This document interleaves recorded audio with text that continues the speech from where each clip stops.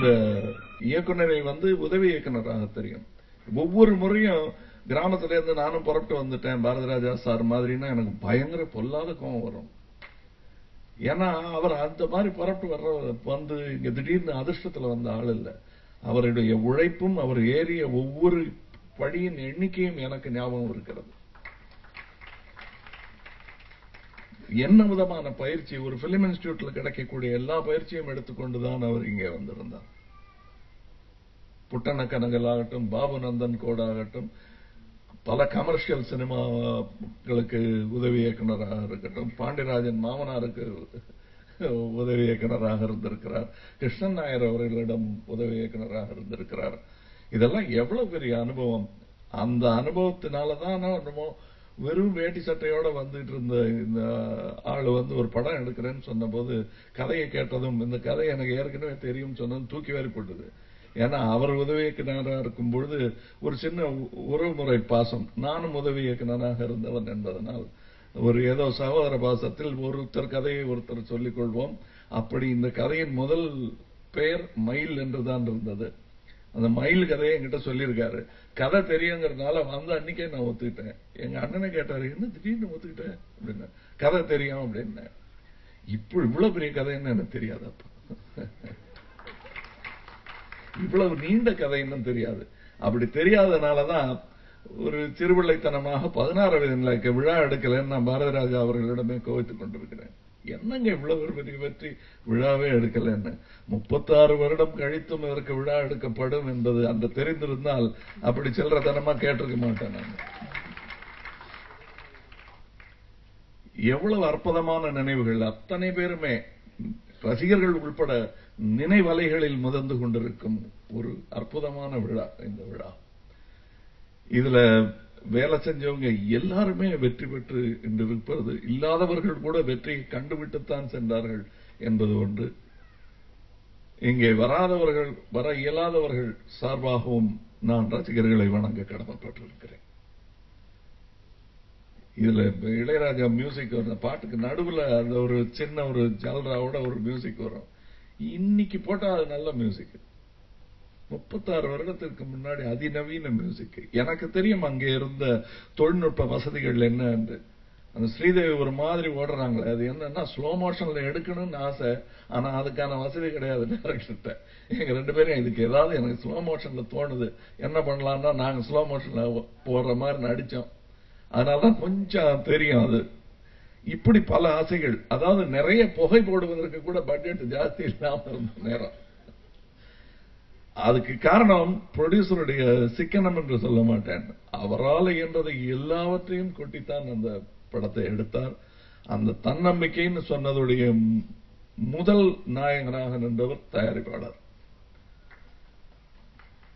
அது எவ்வளவு பெரிய தன்னம்பிக்கை என்பது வியாபாரம் பேச துவங்கிய பின்புதான் எனக்கு புரிந்தது. படம் எடுக்கும் போதே இது என்ன தைரியம் என்று சொல்லிக் கொண்டிருந்த போது இந்த படத்தை எத்தனை பேர் எதிர்பார்த்தார்கள், எத்தனை பேர் கிண்டல் அடித்தார்கள் என்று யோசித்து பார்த்தால் அப்படி மெஜாரிட்டி மைனாரிட்டியா இருக்கும். அதாவது கிண்டல் அடித்தவர்கள் அதிகமாகவும் இது வெற்றி பெறும் என்று நம்பியவர்கள் மிக குறைவாகவும் இருந்தார்கள். இந்த படத்துடைய ஆல்பத்தை லட்சுமிகாந்தன் ஒரு போட்டு கொடுக்க சொல்லி நான் போற செட் எல்லாம் திறந்து காட்டிக்கிட்டு இருப்பேன். அது உண்மை, இவருக்கு தெரியும். அவர் பிஆர்ஓனா நானும் பிஆர்ஓ தான். சித்ராலட்சுமணன் ஒரு பிஆர்ஓ, நான் ஒரு பிஆர்ஓவா இந்த படத்துக்கு.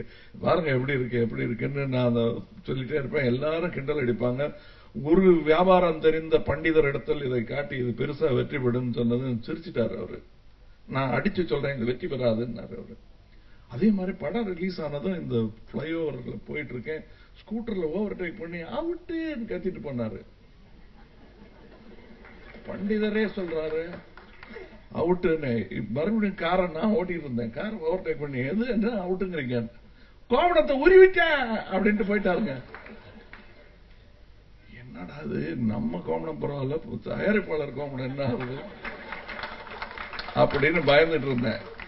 அவங்க ஒரு தங்க கிரீடமே வச்சுட்டாங்க ரசிகர்கள். இதுதான் நடந்தது. அன்று நன்றி சொல்ல ஒரு விழா எடுக்காமல் இன்று சொல்ல எங்களுக்கு வாய்ப்பளித்தது ஒரு பெரிய நிகழ்வாக நான் நினைக்கிறேன்.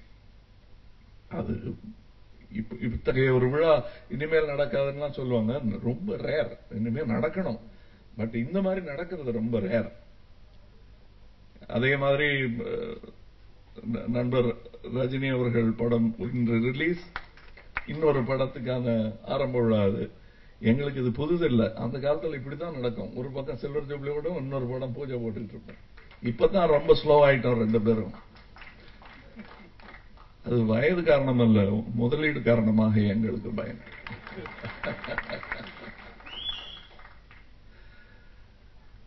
ரஜினி அவர்களை பற்றி சொன்னார்கள். ரஜினி சார்லாம் எங்க தங்கினார்னு எனக்கு தெரியாது. எல்லாரும் நினைப்பாங்க என் கூட தான் தங்கி இருப்பாருன்னு. இல்ல, அவர் எங்க தங்கினார்னு தெரியாது. ஷூட்டிங்க்கு வருவாரு, அப்புறம் அப்படியே வண்டியில ஏறி அடுத்த ஷூட்டிங்க்கு போயிடுவாரு. ஒருவேளை வண்டியிலேயே தங்குறாரோன்னு நினைக்கிற அளவுக்கு இருப்பாரு அவரு. எதுவுமே இவங்க இங்க ஏதோ விழா அலங்காரத்திற்காக அவரை பத்தி கொஞ்சம் அதிகமா சொல்லிட்டாங்க அப்படின்னு நினைக்க வேண்டாம். நிஜமாவே அப்படித்தான் இருந்தாரு. அது பாத்திரம் இல்ல, 16 வயதுல இருக்கும்போது எங்களுக்கு சம்பளமே பல ஆயிரங்கள் தான் இருக்கும். அதுக்கு பிறகும் ஒரு 10 வருஷம் கழிச்ச ரஜினியை பார்த்தாலும் அப்படிதான் இருந்தாரு. இன்னைக்கு அப்படிதான் இருக்காரு.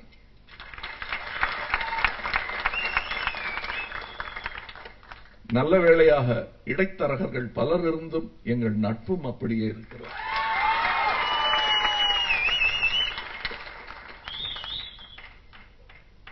இதற்கான பெருமை எங்கள் இருவரை மட்டும்தான் சேரும்.